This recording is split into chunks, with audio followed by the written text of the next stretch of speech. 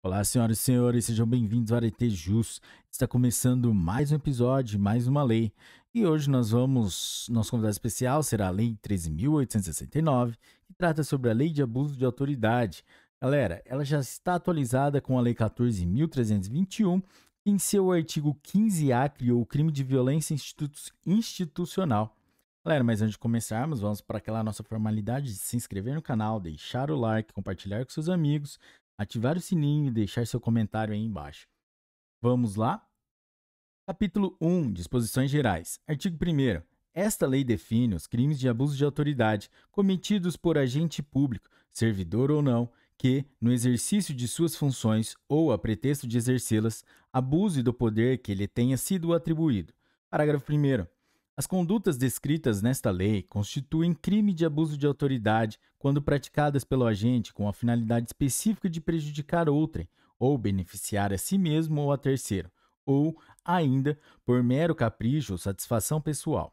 Parágrafo 2º. A divergência na interpretação de lei ou na avaliação de fatos e provas não configura abuso de autoridade. Capítulo 2. Dos sujeitos do crime. Artigo 2º. É sujeito ativo do crime de abuso de autoridade qualquer agente público, servidor ou não, da administração direta, indireta ou fundacional de qualquer dos poderes da União, dos Estados, do Distrito Federal, dos municípios e do território, compreendendo, mas não se limitando a: inciso 1, servidores públicos e militares ou pessoas a eles equiparadas. Inciso 2, membros do Poder Legislativo. Inciso 3, membros do Poder Executivo. Inciso 4, membros do Poder Judiciário. Inciso 5, membros do Ministério Público. Inciso 6, membros dos tribunais ou conselhos de contas. Parágrafo único. Reputa-se agente público, para os efeitos desta lei, todo aquele que exerce, ainda que transitoriamente ou sem remuneração, por eleição, nomeação, designação, contratação ou qualquer outra forma de investidura ou vínculo, mandato, cargo, emprego ou função em órgão ou entidade abrangidos pelo caput deste artigo. Capítulo 3 da Ação Penal. Artigo 3º. Os crimes previstos nesta lei são de ação penal pública incondicionada. Parágrafo 1º. Será admitida ação privada se a ação penal pública não foi intentada no prazo legal, cabendo ao Ministério Público aditar a queixa, repudiá-la e oferecer denúncia substitutiva, intervir em todos os termos do processo, fornecer elementos de prova, interpor recurso e, a todo tempo, no caso de negligência do querelante, retomar a ação como parte principal. Parágrafo 2º.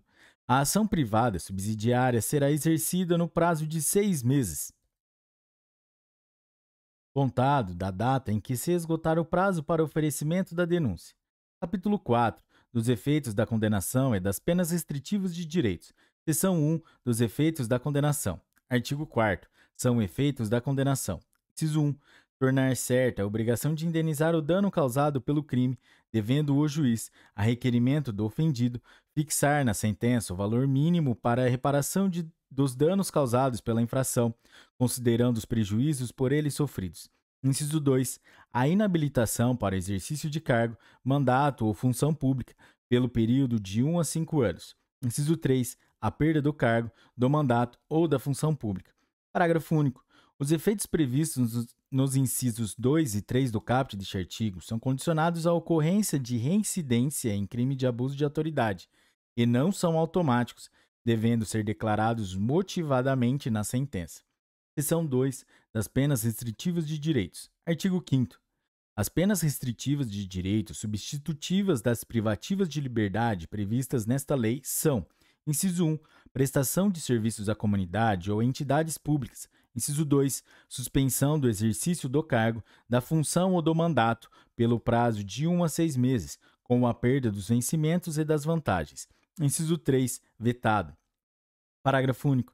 As penas restritivas de direitos podem ser aplicadas autônoma ou cumulativamente. Capítulo 5. Das sanções de natureza civil e administrativa. Artigo 6º. As penas previstas nesta lei serão aplicadas independentemente das sanções de natureza civil ou administrativa cabíveis. Parágrafo único. As notícias de crimes previstos nesta lei que descrevem falta funcional serão informadas à autoridade competente com vistas à apuração. Artigo 7º. As responsabilidades civil e administrativa são independentes da criminal, não se podendo mais questionar sobre a existência ou a autoria do fato quando essas questões tenham sido decididas no juízo criminal. Artigo 8º. Faz coisa julgada em âmbito civil, assim como no administrativo disciplinar, a sentença penal que reconhecer ter sido o ato praticado em estado de necessidade, em legítima defesa, em estrito cumprimento de dever legal ou no exercício regular de direito. Capítulo 6. Dos crimes e das penas. Artigo 9º. Decretar medida de privação da liberdade em manifesta desconformidade com as hipóteses legais. Pena: detenção de 1 a 4 anos e multa. Parágrafo único. Incorre na mesma pena a autoridade judiciária que, dentro do prazo razoável, deixar de: inciso 1. Revelar a prisão manifestamente ilegal. Inciso 2. Substituir a prisão preventiva por medida cautelar diversa ou de conceder liberdade provisória, quando manifestamente cabível. Inciso 3. Deferir liminar ou ordem de habeas corpus, quando manifestamente cabível. Artigo 10. Decretar a condução coercitiva de testemunha ou investigado manifestamente descabida ou sem prévia intimação de comparecimento a juízo. Pena: detenção de 1 a 4 anos e multa. Artigo 11. Vetado. Artigo 12. Deixar injustificadamente de comunicar prisão em flagrante à autoridade judiciária no prazo legal. Pena: detenção de 6 meses a 2 anos e multa. Parágrafo único. Incorre na mesma pena quem deixa de comunicar imediatamente a execução de prisão temporária ou preventiva à autoridade judiciária que a decretou. Inciso 2. Deixa de comunicar imediatamente a prisão de qualquer pessoa e o local onde se encontra sua família ou a pessoa por ela indicada. Inciso 3. Deixa de entregar ao preso, no prazo de 24 horas, a nota de culpa, assinada pela autoridade, com o motivo da prisão e os nomes do condutor e das testemunhas. Inciso 4. Prolonga a execução de pena privativa de liberdade, de prisão temporária, de prisão preventiva, de medida de segurança ou de internação, deixando, sem motivo justo e excepcionalíssimo, de executar o alvará de soltura imediatamente após recebido ou de promover a soltura do preso, quando esgotado o prazo judicial ou legal. Artigo 13. Constranger o preso ou detento, mediante violência, grave ameaça ou redução de sua capacidade de resistência a: inciso 1. Exibir-se ou ter seu corpo ou parte dele exibido à curiosidade pública. Inciso 2. Submeter-se a situação vexatória ou a constrangimento não autorizado em lei. Inciso 3. Produzir prova contra si mesmo ou contra terceiro. Pena: detenção de 1 a 4 anos e multa, sem prejuízo da pena combinada à violência. Artigo 14. Vetado.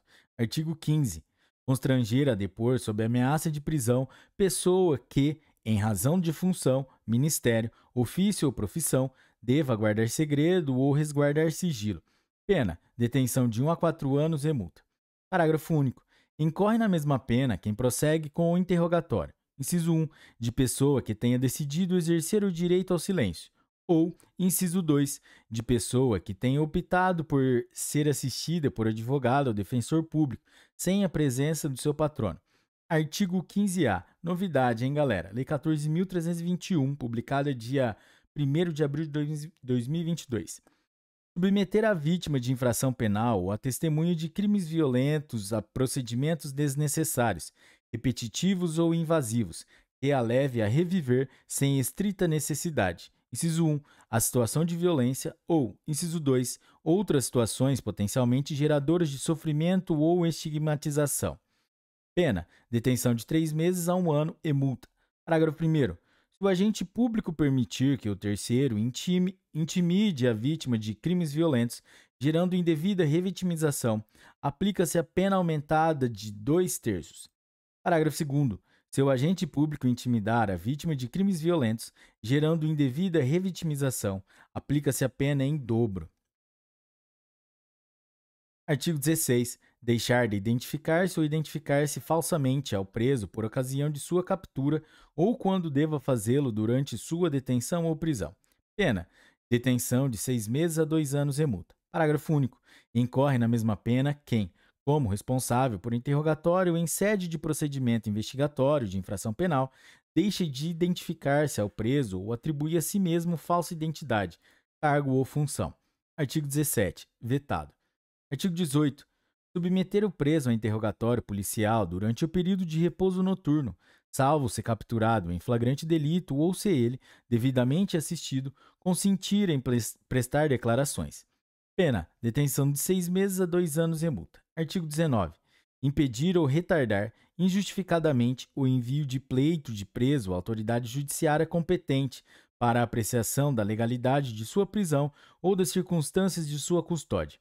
Pena: detenção de 1 a 4 anos e multa. Parágrafo único. Incorre na mesma pena o magistrado que, ciente do impedimento ou da demora, deixe de tomar as providências tendentes a saná-lo ou, não sendo competente para decidir sobre a prisão, deixe de enviar o pedido à autoridade judiciária que o seja. Galera, é isso aí. Esse foi o primeiro episódio da Lei número 13.869, que trata sobre o abuso de autoridade, e atualizada com a Lei 14.321, que criou o crime de violência institucional. Galera, é isso aí. Se você curtiu esse episódio, deixe seu like, compartilhe com seus melhores amigos, ative o sininho e até a próxima. Bons estudos. Tchau!